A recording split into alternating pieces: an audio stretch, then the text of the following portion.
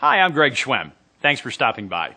If you want to add some laughs to your next corporate or special event, you've come to the right place. So take a look around. You'll see that business can be funny. And no, that's not a joke. Just keep watching.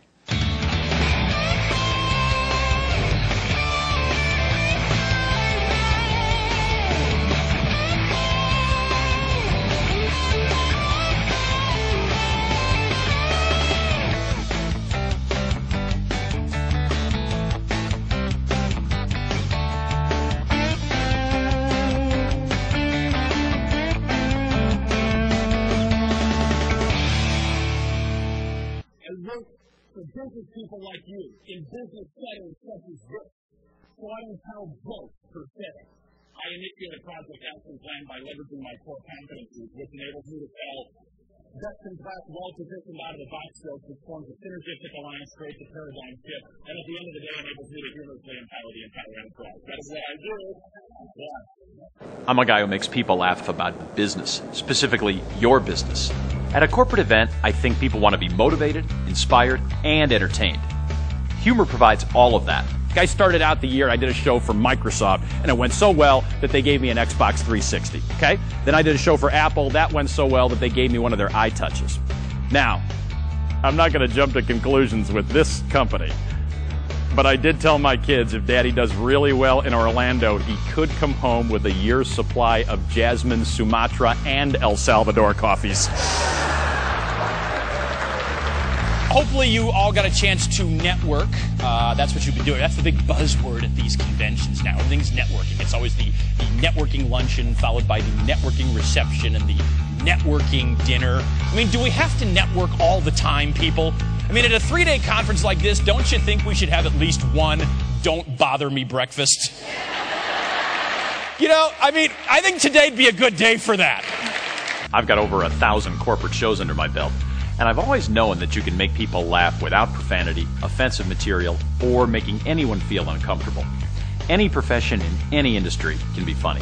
I mean, I'm not a diabetic, okay, but I'm watching this commercial for this drug that helps you manage your diabetes. And it says at the end, it says you should not take this drug if you're in the late stages of heart failure.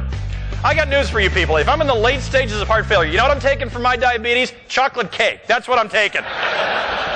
You know what I think my favorite thing is about the stay at a Ritz-Carlton is the staff. Because when you stay at a Ritz, no matter what you do, the staff thinks it's amazing. Seriously, I got there, I called up, I ordered room service, I go, I'd like a Caesar salad, please. Outstanding choice, Mr. Schwem. Yeah, I kind of thought so too. How about this one? Ordinary life policy.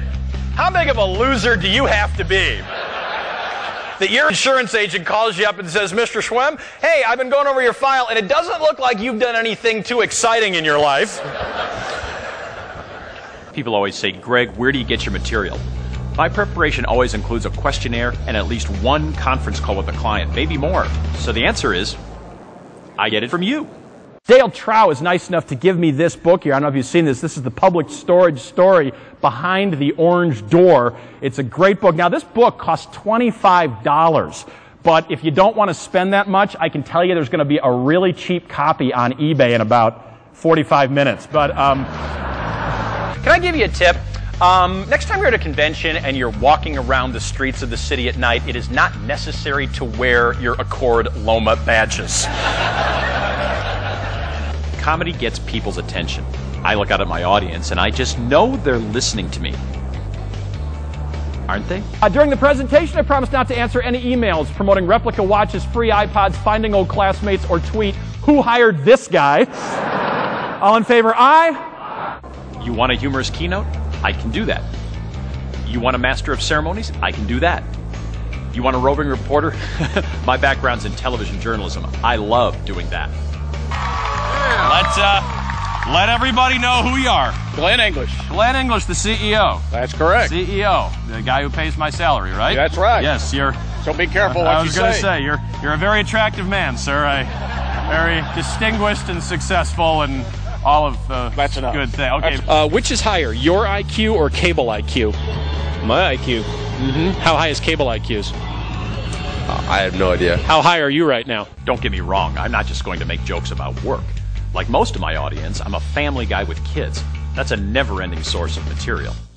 I'm waiting for my daughter last Sunday night later. She comes home. I go, "You're late." She goes, "I am not." I said, "Yeah. She goes, "Dad, I texted you. 2:10, 2:10. I go, "I got that." Didn't get my text. HYDH222. Have your cell phone 2 hours before that.